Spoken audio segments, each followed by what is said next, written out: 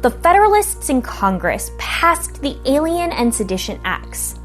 These were a series of laws that were designed in part to strengthen the power of the Federalists and weaken the Democratic Republicans who were led by Jefferson. The Alien Acts did three things. First, they extended the time immigrants had to live in the United States before they could apply for citizenship from 5 years to 14 years. Second, they gave Congress the power to arrest or deport any male citizen from a foreign country with which the United States was at war. This means that if the U.S. had gone to war with France, Congress could arrest or deport any male French immigrant even if they had not broken the law.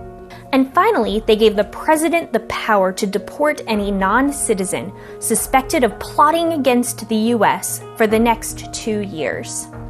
Because the United States didn't end up going to war with anyone, and due to the time constraints on the Alien Acts, no immigrants were actually deported. However, because most immigrants supported the Democratic-Republican Party, party growth slowed as a result of the Alien Acts. While the Alien Acts were controversial, the Sedition Act became the most infamous part of these laws.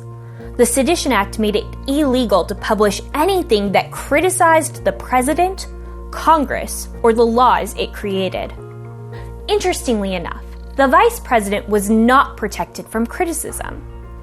Remember, the vice president was Thomas Jefferson, who was a Democratic Republican and not a Federalist. This seems a bit fishy.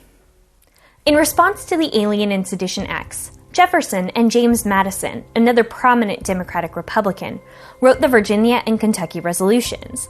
These argued that the government's power was limited to only what the Constitution said it could do. Since the Constitution did not give the federal government power to limit immigration or the press, their actions were unconstitutional. The Sedition Acts were a direct violation of the First Amendment protection of freedom of the press. And since the Alien and Sedition Acts were unconstitutional, the states had the right to nullify or legally overturn the Alien and Sedition Acts. The Virginia and Kentucky resolutions would become very important because they were the first instance of the doctrine of nullification. This idea that the states can nullify federal laws will come back again and again as the U.S. inches closer and closer to the Civil War. More on that in later videos, and I will see you in class.